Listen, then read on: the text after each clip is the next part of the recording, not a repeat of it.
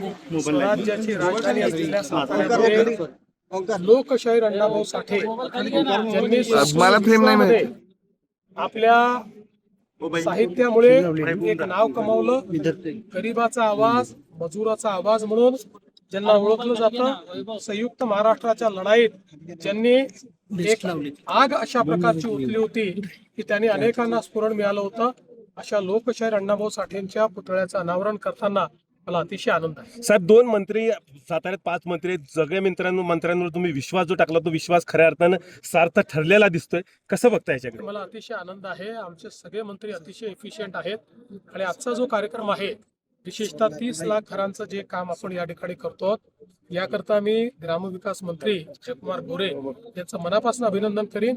Record केला, एका वर्षात 5 लाख घरं देशामध्ये कोणी बांधलेले नाहीत, हा रेकॉर्ड.